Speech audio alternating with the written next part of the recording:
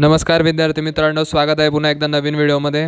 तर आजच first paper होता. 7 ऑक्टोबर आहे आज. तर आज फर्स्ट पेपर होता झेडपीचा, जो की रिंगमन म्हणजेच दोरखंडवाला याचा पेपर होता आज. तर त्याचा पेपर झालेला आहे आणि त्याचा ॲनालिसिस थोडक्यात झेडपी भरतीचा नेमका पॅटर्न काय आहे तो आपल्याला या व्हिडिओतून कळेल आणि त्याचे नेमकं प्रश्न कशा पद्धतीने होते ते आपण बघूया. चला प्रश्न काय होते बघूया. तर मराठीचे जे होते ते सर्वसाधारण शब्दसंग्रह होता. नंतर मराठीविषयी माहिती होती. थोडक्यात मराठी भाषेचे लेखक वगैरे त्यांच्याबद्दल माहिती विचारलेली होती थोडीशी. बहुतेक टोपण नाव वगैरे विचारलेले होते. त्यानंतर अचूक शब्द विचारलेले होते. अचूक शब्द कसे तर एखादा शब्द देऊन त्याच्यात उकार किंवा वेलांटी वगैरे त्याची मिस्टेक देऊन त्यापैकी अचूक शब्द कोणता आहे ते दिलेलं होतं. त्यानंतर शब्दक्रमरचना दिलेली होती. शब्द क्रमाने लावायचे होते. वाक्यामध्ये 4 वाक्य देऊन त्यांचा क्रम आपल्याला व्यवस्थित लावायचा होता. वाक्यांमध्ये आपल्याला पार्ट पाडून एका वाक्याचे आणि ते अचूकरित्या आपल्याला जोडायचे होते. अशा प्रकारे शब्दक्रमरचना दिलेली होती. अजून काय दिलं होतं तर वाक्यरचना दिलेली होती. वाक्यसुद्धा अरेंज करायचे होते आपल्याला आणि वाक्य अरेंज करून एक पॅराग्राफ बनवायचा होता. म्हणजे 2-3 ओळींचे जवळपास एक वाक्य दिलेलं होतं आणि ते अरेंज करून पूर्ण एक पॅराग्राफ आपल्याला अर्थपूर्ण पॅराग्राफ बनवायचा होता. असा प्रश्न एक होता. जवळपास तो 3-4 प्रश्न मिळून एकच प्रश्न आलेला होता की त्यातलं फर्स्ट वाक्य कोणतं येईल, सेकंड कोणतं येईल, थर्ड कोणतं येईल असं मिळून पूर्ण एक तो प्रश्न होता तसा. आणि त्यानंतर अचूक वाक्य कोणतं आहे, खालीलपैकी अचूक वाक्य कोणतं आहे, तर 3-4 वाक्य दिलेले होते आणि म्हणजे ऑप्शनमध्ये वाक्य होते आणि त्यापैकी अचूक वाक्य कोणतं आहे ते आपल्याला ओळखायचं होतं. म्हणजे जसा पशुधन पर्यवेक्षकला पशुसंवर्धन विभागाला जसा पेपरचा पॅटर्न होता तसाच पॅटर्न IBPSने यावेळेससुद्धा ठेवलेला आहे. त्यामुळे आपल्याला अभ्यास करायला अजून सोपं जाणार आहे. त्यांनी ज्याचा अभ्यास केला असेल, ज्यांनी आपले व्हिडिओ मागचे बघितलेले असतील त्यांना त्याचा अंदाज नक्कीच येऊन जाईल.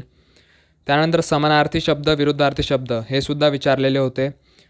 नेहमीप्रमाणेच समानार्थी आणि विरुद्धार्थी शब्द यांच्यामध्ये थोडं कन्फ्यूज करतात. ते ऑप्शनमध्ये जास्त गुंतवतात. त्यामुळे ऑप्शनमध्ये कन्फ्यूज न होता थोडं सायलेंटली आपण जर पेपर सोडवला, पेशन्स ठेवले थोडेसे, तर आपला पेपर छान सुटू शकतो.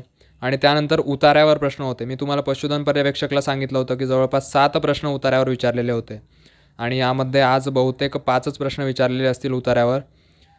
तर उतार्यावर देखील प्रश्न होता. जसा IBPSचा पॅटर्न आहे उतार्यावरचे प्रश्न आणि हे आपल्या हक्काचे मार्क असतात. त्याच्यामुळे उतार्यावर जे प्रश्न आहेत त्यात आपले मार्क गेले नाही पाहिजे याची काळजी घ्यायची सगळ्यांनी.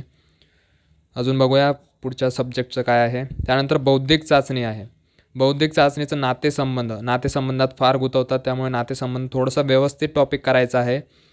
नातेसंबंध थोडे व्यवस्थित केले तर तुमचे मार्क जाणार नाही. त्यानंतर संख्यामालावर सुद्धा प्रश्न विचारले जातात. संख्यामाला तुम्हाला पुढची संख्या कोणती येईल ते विचारलं जातं. पुढची संख्या कोणती येईल, त्यामध्ये बरेच टाईप आहेत वेगवेगळे, सगळ्यांना माहितीच आहे ते. त्यानंतर अक्षरमाला ABCD या पॅटर्नमध्ये दिलं जातं किंवा अक्षरमाला आणि संख्यामाला मिक्स दिलं जातं. 1A 2B किंवा 26Z असे दिले जातात. तर हे सुद्धा आपल्याला बघून घ्यायचे आहेत. त्यानंतर बॉडमॉससुद्धा बऱ्याच जणांना अवघड जातं. तर बॉडमॉस थोडं व्यवस्थित करून ठेवायचं आहे. बॉडमॉसवर सुद्धा प्रश्न विचारले जातात आणि हे हक्काचे मार्क आहेत. बॉडमॉसचे मार्क जाता कामा नये. अगदी सिम्पल क्वेश्चन असतात त्यामुळे. आणि त्यानंतर तर्क आधारित कसे तर आकृतीचे वगैरे आपल्याला प्रश्न माहितीच आहे. तर तसे प्रश्न आपल्याला तर्कावर आधारित विचारले जातात. आणि व्हेन डायग्रामचे जे प्रश्न आहेत ते सुद्धा विचारले जातात बऱ्यापैकी तर्कावर आधारित. अजून प्रश्न बघूया.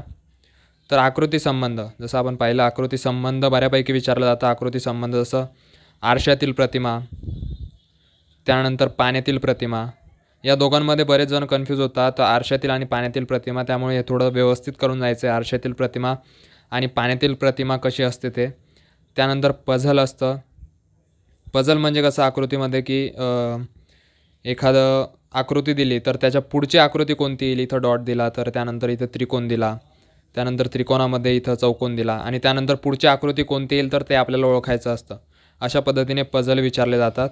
तर ते एकदा बघून घ्यायचे. त्याचे प्रश्न आपण बघून जरी घेतले तरी ते सुटून जातात. अगदी जास्त अवघड नसतात, सोपेच असतात ते प्रश्न.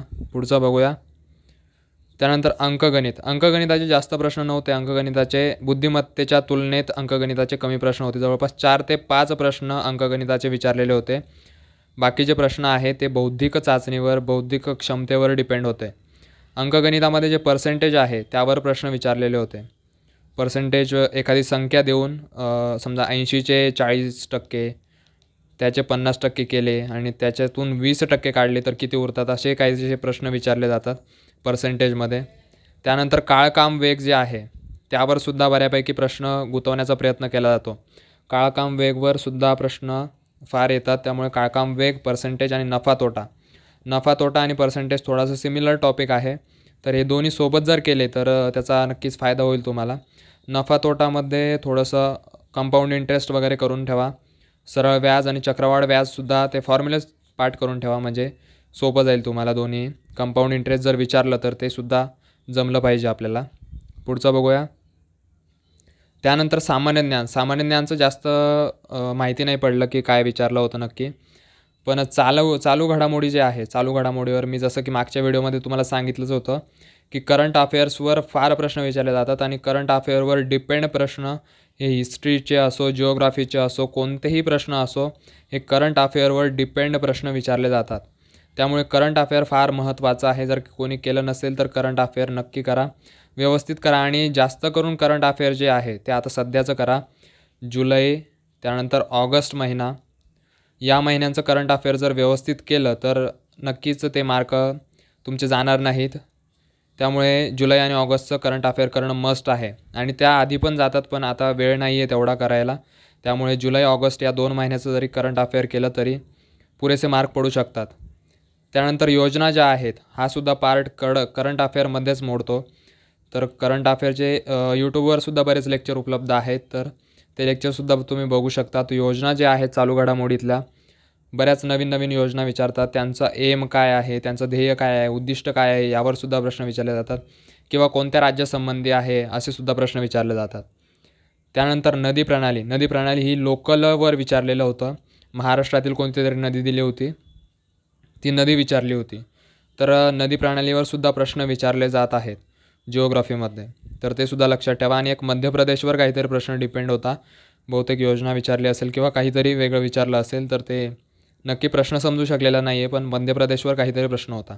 आणि त्यानंतर जो मराठीतील आपण टॉपिक बघितला होता की जे सामान्य मराठी आहे, मराठीबद्दल माहिती जी आहे ती विचारलेली होती. तर वि. वा. शिरवाडकर यांचा आपण मराठी दिन म्हणून, त्यांचा वाढदिवस मराठी दिन म्हणून साजरा करतो. माझं चुकत असेल तर करेक्ट करा कमेंट सेक्शनमध्ये. तर कुसुमाग्रज जे आहेत वि. वा. शिरवाडकर यांच्याबद्दल काहीतरी प्रश्न विचारलेला होता. जसाच तसा प्रश्न तो पुस्तकातला जसाच तसा प्रश्न उतरलेला होता.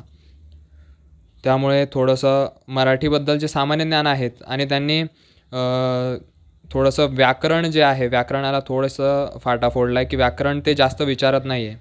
ते मराठीचं असो की इंग्लिशचं असो, व्याकरणावर जास्त भर नाही आहे. ते पॅराजंबल वगैरे विचारतात ते जास्तीचे.